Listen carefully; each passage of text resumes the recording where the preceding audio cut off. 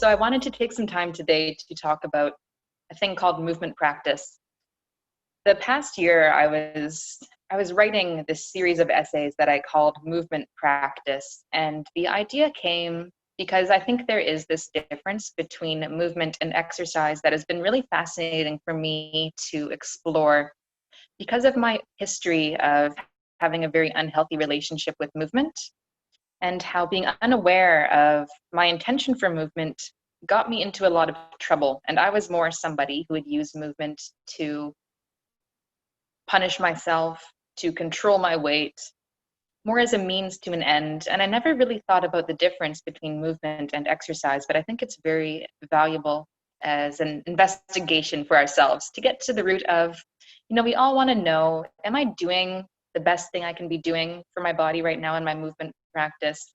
If you're feeling a little bit stuck or a little bit bored, or you just want to make sure that you're getting to your goal, your results in the fastest, most efficient way that you can, I think it's useful to give yourself an audit once in a while. And I want to introduce the concept of auditing your movement practice.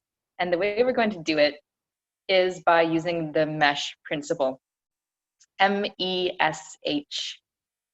So the MESH principle, it stands for meaningful, enjoyable, sustainable, and healthy. And those are the 4 areas that we can look at our movement practice through the lens of and evaluate, am I getting what I need and what I want out of my movement practice based on these 4 areas? So I just want to take a quick moment, and I seriously mean quick this time, hopefully, because I have a client coming in pretty soon and I tend to ramble. So let's just get on with this thing, Monika. So M is for meaningful. When we ask, is our movement practice meaningful? What we're really asking is, why am I doing this? And are the things that I'm doing for movement for my body in line with my highest values?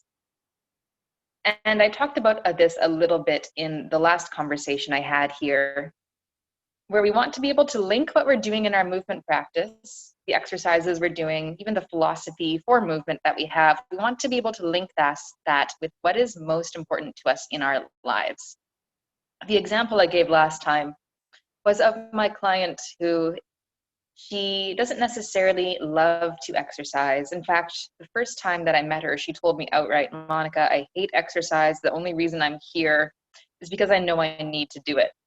And to me, that's not really a good enough reason, because you need to. I think that we must dig a little bit deeper to connect it with something we truly care about. Because if we're just doing something because we know that we should, whenever we do something just because we should do it, we're going to get ourselves into trouble. So what can we link her drive to exercise, or her lack of drive to exercise, what can we link that to that's actually meaningful for her, that would make her more inspired to get up and do the work? So we talked about her job and how she likes to travel, or not likes to travel, but her job requires her to travel, and she likes her job. She genuinely does love the work that she does. She works for a nonprofit, and they do really valuable work in this world. But for her to be on an airplane all the time and to be doing this travel, it's kind of stressful on the body. And she is in her 50s, and gravity isn't getting any less strong. So we have to do something to make our bodies resilient. And so when we linked that back to her life, about why this is important to her, she wants to be able to continue traveling for her work. And we need to choose things in her movement practice that she can link with her highest values. Are we doing things that help her body feel resilient to the wear and tear of travel, and not just structurally, but energetically too? So for her, we needed to choose some things that were related to improving her alignment and movement quality, as well as her strength, among other things. Another thing to consider when we're talking about, is your movement practice meaningful to you? Does it fulfill that quadrant? Is the concept of mastery. And that there's something very inherently meaningful about engaging deeply in a process that demands mastery. Just the going through the discipline of fully committing yourself to a thing, the small steps along the way, the small milestones that lead you to the end result, and knowing that it's a long-term process. Something about connecting with that idea of mastery, and are you engaging in that in your movement practice? That can feel profoundly meaningful, whatever that is for you, beyond just doing that one workout. Sure, you can feel masterful for just getting yourself to the gym, but what's that process looking like for you long term? Is there an element of mastery involved in that? So that's M, meaningful, in our mesh philosophy. I guess you could say it's a philosophy. I don't know. Just things that I'm thinking about. So E in mesh stands for enjoyable. When we're obviously enjoyable, it's pretty straightforward, but not many of us really ask ourselves, do I actually enjoy this? I think it's important to ask that, because if we're looking for sustainability, which actually I'm skipping ahead, that's the S part. If we're looking for sustainability in our movement practice, do you think you're really going to stick with a thing if you don't find it enjoyable or sustainable to do? So you want to know, is this something that I enjoy doing, that I'm actually going to stick with it, that I will want to master it? And you might not love it at first, but maybe you have this desire because it looks like something you've always wanted to be able to do, but the effort of it is kind of hard and challenging. So I mean, by enjoyment, I don't mean it has to be just super light and easy and fun, but you have to enjoy the challenge of it too, I think. Like when anyone first starts strength training, like, oh my gosh, the actual effort of lifting heavy weights and challenging yourself like that, it's not really enjoyable in the moment. So that doesn't necessarily need to be where the enjoyment comes from. There's enjoyment in the challenge of it, and enjoyment in the way it makes your body feel after you've done it. When you stop strength training, it feels really good. Like when you're lifting, I don't know, deadlifting a pretty solid amount of weight, and then you put it down. I don't know if you've had this experience that I have, and then you go and pick up something that's a lot lighter, and you're amazed at how light that thing feels. Like, that's a pretty enjoyable feeling. So what feels good for your body to do? Do you enjoy the feeling of movement? Do you enjoy the way that it makes you feel after you've done it? Do you enjoy the process of being in that movement practice? The S I already alluded to in mesh is sustainability. So when we're asking about sustainability in a movement practice, for how long can I do this is the question. Could you do that for the rest of your life? If no, you should reevaluate that. Not to say that your movement practice is going to look exactly the same for your whole life, because it shouldn't. But in this moment right now, does it feel like you could do that for the rest of your life?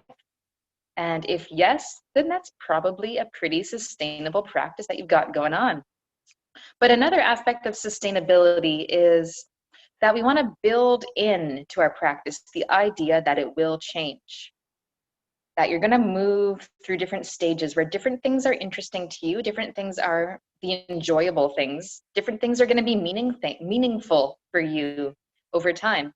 When I first started what I guess I would call my life of movement practice, I was a dancer, and dance was very enjoyable for me. And I felt like I could do this for the rest of my life. And in fact, that's what I invested in doing at that time, is I wanted to make a career of it. But along the way, it got less enjoyable and less meaningful. And I started to approach it in a way that wasn't very healthy, which is our H that we're getting to. And because of all those things, it was no longer sustainable. And I didn't make the choice to stop dancing. My body made the choice, because the sustainability became so apparent to my body that I couldn't keep going like this, that I got a number of injuries that forced me to stop. So we want to be able to build in that idea that our practice will change, but in this moment right now, is it sustainable, what you're doing? Could you do this forever, knowing that you won't do this forever? You will change some things. Sustainability also comes down to looking at things in the long term. And this is where I love the idea that I learned from Dr. Peter Attia. He talks about this thing he calls the Centenarian Olympics, which I think is brilliant. So for him, the Centenarian Olympics, and Dr. Peter Attia, who I recommend his podcast on all things related to longevity and medicine, he studies longevity in his medical practice and how to help people live longer, not just longer, more years, but how to thrive for longer. So enhancing their health span versus just their lifespan. And so the Centenarian Olympics is this idea in which he invites us to consider that we're going to live to 100, because it's perhaps possible that many more of us will live to 100 these days as our health spans increase with the technology that we now have and our understanding we now have of how to increase a health span.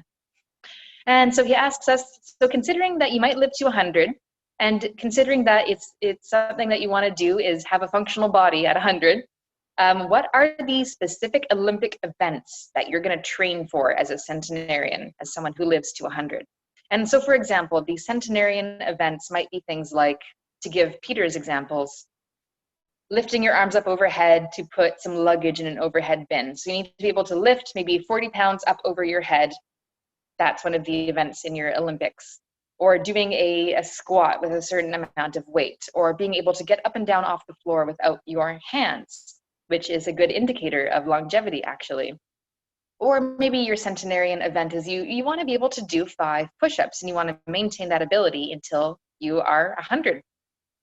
And I love the way that he looks at this, because then when we know what our end result is that we're going for, what are the actual events that we're training for, then we can start to plan, okay, how am I going to train for this? Because we need to be intelligent about our design. And it doesn't mean we need to get rocket science on it. You know, we're not actual Olympic athletes. I mean, I'm not an actual Olympic athlete. Maybe you are. That would be cool if you're listening to this and you're an Olympic athlete. But I think if we treat our 100th birthday, or living into that, whatever that late stage of life is, and being mobile, we want to know what are the things we really want to be able to do with our bodies. So that goes back to the M and the E, the meaningful and enjoyable. What's going to be meaningful for you at age 100? What are you going to enjoy? What do you want to enjoy doing with your body at age 100? And be really optimistic here. Really go for it. Be ambitious. Because who knows? Like for me, what's meaningful for me that I'd like to be able to do going on into my senior years is I'd love to be able to go on hikes without pain with a heavy backpack. I find that really enjoyable, and that really serves some sort of higher purpose for me when I can do that, go out into nature and really just trust my body. So what are your Olympic events? I think it's such a lovely thought experiment to do. And then how are you going to train for that? How are you going to work backwards, knowing that at 100, I want to be able to hike for half an hour without any pain, or at least minimal pain, because maybe a certain amount of pain is realistic, let's be honest. Pain-free life forever isn't necessarily a realistic goal that we should hold ourselves to. But to be the most comfortable possible doing that thing, what am I going to have to do? I'm going to have to make sure that my knees are healthy. I'm going to have to make sure that I have good endurance. I'm going to have to make sure that I have good strength in my hips and my legs. These things are the things to start thinking about now, so we can reverse engineer. So that's sustainability. For how long can I do this? And lastly, our H stands for healthy, in which we're asking, does this meet my body's demands right now? The idea of health and being healthy is so different for everybody. That's a whole kettle of fish right there. My version of health is going to be different than your version of health, because we're all at different phases in our life and in our journeys.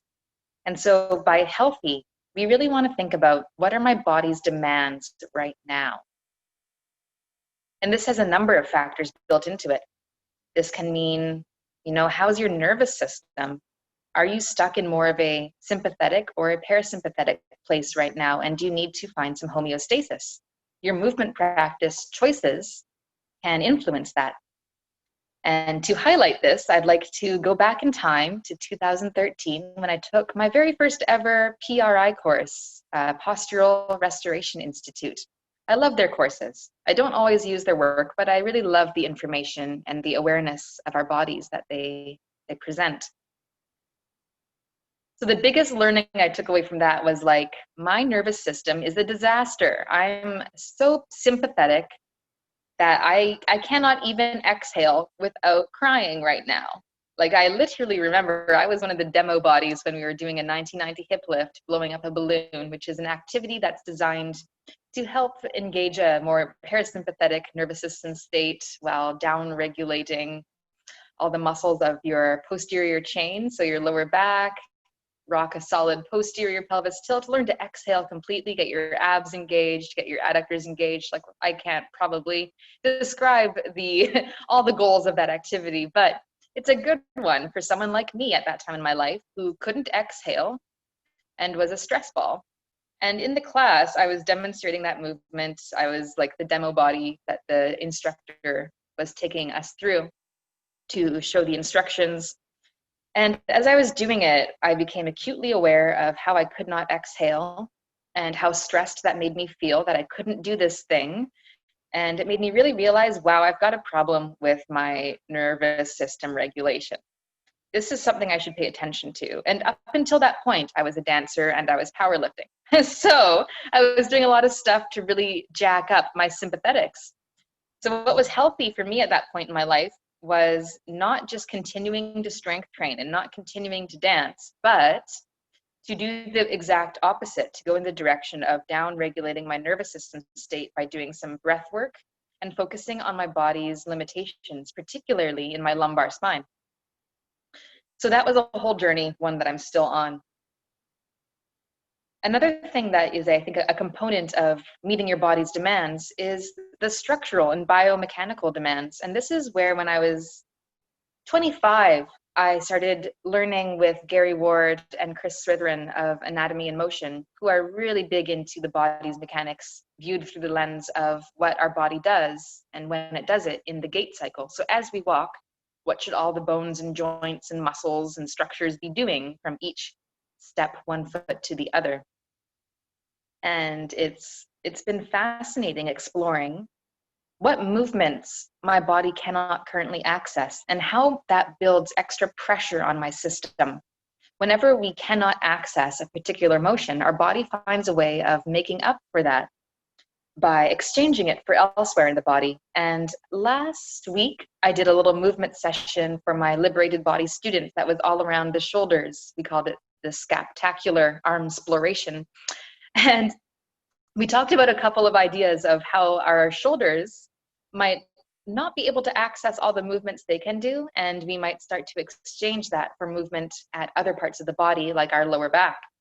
And I talked about one lady that I worked with 2 frozen shoulders, and they could move again pretty okay. They weren't causing her discomfort anymore, but she was having lower back pain as well. And what we noticed was whenever she tried to move her shoulder blades, retract her scapulas, her scaps, retract her scaps back, she was actually doing it with a strategy that involved extending her lumbar spine. So just pushing forwards through L3-ish. And she was wondering why her back hurts. Well, every time you try to have good posture, quote unquote, and put your scaps back, you can't actually access the movement potential of your scaps. So you do something with your lumbar spine instead. And so when we talk about healthy movement practice, I think we want to be addressing the movement potential that we can't currently access by exploring our biomechanics in a very precise way. And this is the work that I do with Anatomy in Motion that I love, and that's the work that I teach in Liberated Body. And the more and more movement potential we get back to our systems, like, can your hips do all the things they should do? Can your hips flex and extend, internally and externally rotate, abduct and adduct? And can you do that in harmony with what the rest of your body is supposed to be doing at that particular moment in time when you're walking? I think that takes a lot of pressure off the system. You're going to have improved blood flow through your whole system to deliver nutrients to the places that need them. When we have good joint mechanics and good access to our bodies, it's such a nourishing experience. And for me, that's a huge component of a healthy movement practice. So are we meeting our body's needs in terms of the demand for healthy joint mechanics? And I think another part of this healthy thing that we don't really consider is, what are you using your movement practice for? What's your intention behind it? Now I want to talk about this coronavirus situation. And what I initially did in the first couple weeks, maybe if I'm being honest, the first couple months of the lockdown, is I needed an escape. So what did I do? I worked out every single day. I literally made my days about retreating into my body. And maybe there's a part of this that was healthy because I was feeling like I wasn't worrying too much about the world around me. I was just going inwards. But that was also a little bit of an escape. And a lot of us can use exercise and movement as an escape from our lives. I've also been an exercise addict. When I had a eating disorder, part of that is using exercise to burn calories, even though that's the silliest way of burning calories, like really inefficient, but what did I know at the time? So I was using exercise as a way to escape my life and burn calories, which was not very healthy for me to do. So actually, for me at that time in my life, a healthier movement practice would have been to move less. And to me, this is something that I like to think about. I stole this idea from Cal Newport, who wrote the book Digital Minimalism. He also wrote the book Deep Work, both amazing books. But in his book, Digital Minimalism, he talks about a way of engaging with technology that supports our brain and mental health. And I think that we ought to approach our movement practices like this as well. And I like to call it movement minimalism. So how can we engage with a movement practice that supports our health? Might actually be to do as little as you need, but as much as you want. So for me, as little as you need is to take the strain off the system, so you're not pushing into that area of abusing exercise, to use it as a way to burn calories, to look a certain way. But you're also not just getting lazy and doing nothing. Like movement minimalism doesn't mean that you're just sitting around all day, but you're doing the minimum that your body needs to feel the way you want to feel, which goes back to the meaning and the enjoyment of it. Is it serving your values? And do you enjoy what you're doing? And are you doing the minimum necessary and you're not doing too much? I think these things are important to consider. And another thing that maybe we can tack on to the healthy category is the idea of developing our awareness and our self-objectivity. There's this idea of body awareness, but I think body awareness, it's good, but it's very specific to the actual activity that we're doing.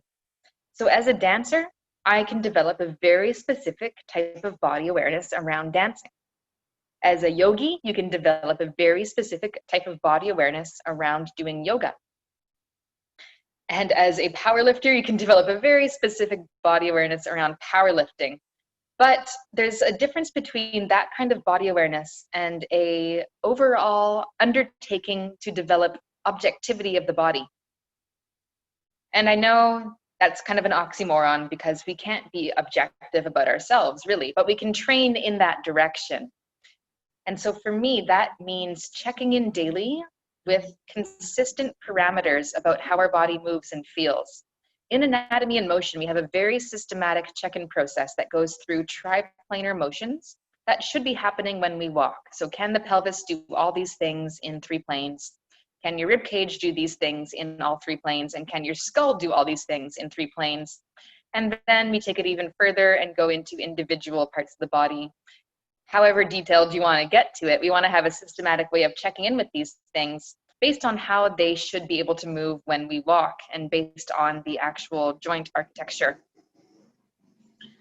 So part of this developing this power of perception versus reality and that self-objectivity, it's a bit of a meditation. And so it trains the brain in a different way as well as the body, which I think is such a powerful thing to do for our longevity of our brain and our body health. So in that healthy aspect of a movement practice, are you doing things to help train your self-objectivity? And why is that important? Because I think that a lot of the time when we get into trouble with our bodies, with injuries, chronic soreness, stuff like that, a lot of it happened initially because we weren't aware of something. We were just doing our default pattern and we weren't aware, and that got us into trouble. And then we have to go back perhaps and figure out why things happened the way they did.